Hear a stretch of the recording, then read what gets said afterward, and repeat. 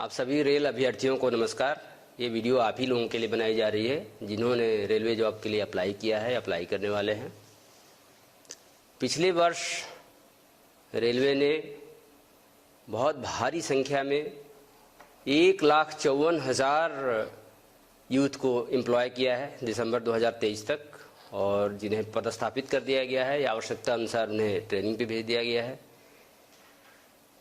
उन सभी का समायोजन कर लिया गया है और आज के डेट में railway man power optimum level पे है। लेकिन ऐसी बात नहीं है कि और आवश्यकता नहीं है। जिस तरह से रेल का रैपिड ग्रोथ हो रहा है, जिस तरह से क्वांटम ग्रोथ हुआ है, जिस तरह से एक्सपेंशन हो रहा है, और चूंकि एक ये स्टाफ सेंट्रिक ऑर्गेनाइजेशन है तो इसमें स्टाफ की ज़रूरत होती है और हर वर्ष उसी पैमाने पे लोग रिटायर भी करते हैं। इसलिए हर वर्ष हर कैटेगरी में, ख़ास तौर से सेफ्टी कैटेगरी में, तो उसमें तो हम वैकेंसी अफोर्ड ही नहीं कर सकते, तो उनको भरना ही होता है। अभी सभी अभ्यर्थियों के हित में यह निर्णय लिया गया है कि अब कैलेंडर बना के हर साल वैकेंसीज़ को हम लोग नोटिफाई करेंगे।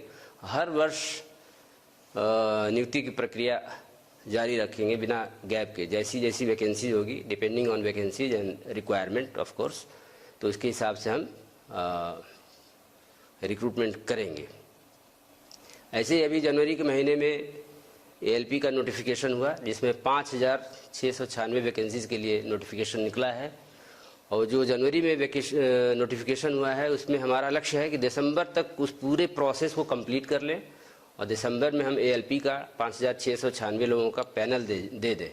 और जैसे ही पैनल वो समाप्त हो, चूँकि ये वैकेंसी एराइज होती रहती है, तो अगले वर्ष के लिए भी हम कैलेंडर जारी कर दें। इतना ही नहीं, जैसा कि स्टूडेंट्स का भी, जो हमारे यूथ है, उनका डिमांड था कि और भी वैकेंसीज कब आ रही हैं, कब आएंगी, तो उसको भी ध्यान में रखते हुए रेल मंत्रालय ने अभी हम लोगों ने इसको नोटिस में भी दे दिया है कि टेक्नीशियन कैटेगरीज में जिसमें 9,000 वैकेंसीज हैं, ऑलमोस्ट अनुमानित वैकेंसीज हैं, उसके लिए भी हम लोगों ने एक टेंटेटिव कैलेंडर दे दिया है कि 9,000 वैकेंसीज को फरवरी के महीने में 2024 में नोटिफाई करेंगे और एक साल में, यानी कि अगले साल फरवरी तक इसको कंप्लीट कर लेंगे। कंप्लीट करने के बाद एक नेक्स्ट साइकिल में हम नोटिफाई करेंगे, ताकि पूरे रिक्रूटमेंट प्रोसेस को टाइम बाउंड मैनर में हम इसको कंप्लीट कर पाएँ, संपन्न कर पाएँ। इसके अलावा रेल मंत्रालय ने एक बहुत बड़ा कदम उठाया है एज रिलैक्सेशन दे करके। कोविड के टाइम में, जैसा कि आप जानते हैं, 2-3 साल तक परीक्षाएं करना संभव नहीं हो सकी थी। बहुत सारे कैंडिडेट्स ओवर एज हो गए थे, तो उनको सम्मिलित करने के लिए, उनको भी अवसर प्रदान करने के लिए रेल मंत्रालय ने 3 साल का, 1 साल नहीं, 2 साल नहीं, 3 साल का एज रिलैक्सेशन दिया है, जो कि जिससे हमारे कैंडिडेट्स जो वंचित रह गए थे, जो चूक गए थे एग्ज़ाम देने से, हो पाएंगे, अपीयर हो पाएंगे आगामी होने वाले एग्ज़ाम्स में। तो एक बड़ा उनके लिए भी अवसर होगा।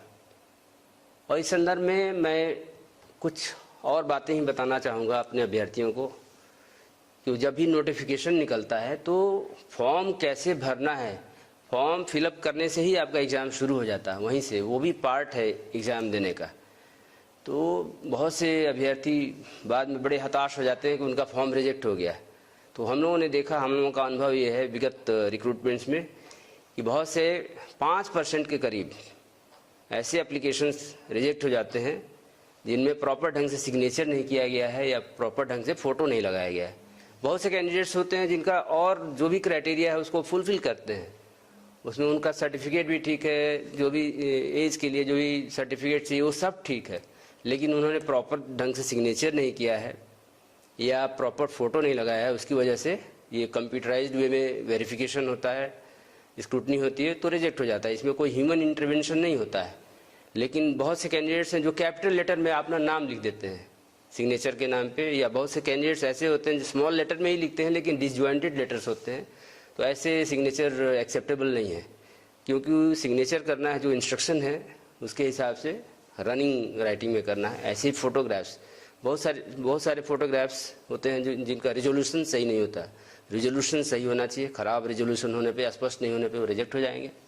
ऐसे बहुत से कैंडिडेट्स होते हैं जो फुल बॉडी का अपना फ़ोटोग्राफ दे देते हैं, या बहुत से ऐसे कैंडिडेट होते हैं, अभ्यर्थी होते हैं जो सेल्फी दे देते हैं, और ऐसे भी कैंडिडेट्स होते हैं जो ग्रुप में फ़ोटोग्राफ्स दे देते हैं। वेरीफाई करना बड़ा मुश्किल होता है, और जैसा कि आप जानते हैं आइडेंटिटी और जेन्युइनिटी सबसे इम्पॉर्टेंट पार्ट है किसी भी रिक्रूटमेंट प्रोसेस का।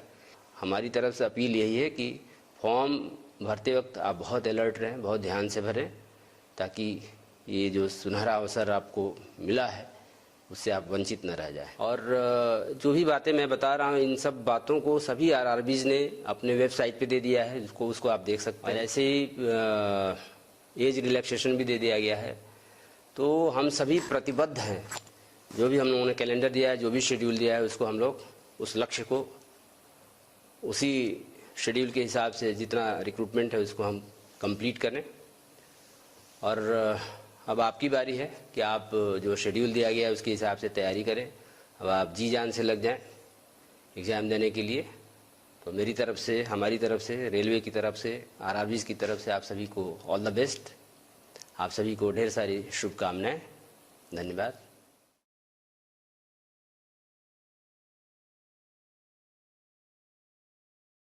दोस्तों मॉक टेस्ट के लिए जिन्हें भी टेस्ट 2 पास बाई करनी है, देखिए उनके लिए काफ़ी अच्छा अवसर है। इनके तरफ से दोस्तों हैप्पी आवर सेल चल रहे हैं, जहां पे yearly text book pass pro पे भारी डिस्काउंट है। 699 वाला मात्र आप लोग 439 रुपीज़ में बाई कर सकते हो। इसके बाद जितने भी गवर्नमेंट एग्जाम है, रेलवे के सारे एग्जाम के मॉक टेस्ट, अपकमिंग जो एग्जाम्स है उसमें भी सारे मॉक टेस्ट, इसके बाद SSC, banking, other state government exam के मॉक टेस्ट लगा सकते हो। बाई करते समय अगर कूपन कोड में टाइप करते हो NEW न्यू, तो तुरंत आपको एक्स्ट्रा 10% की जगह 12% अभी जो है तो यहाँ पे ऑफ मिल जाएंगे। तो वीडियो के डिस्क्रिप्शन बॉक्स में लिंक मिल जाएंगे, वहाँ से चेक कर लीजिएगा, और चाहो तो बाई करके इसका फायदा आप लोग उठा सकते हो।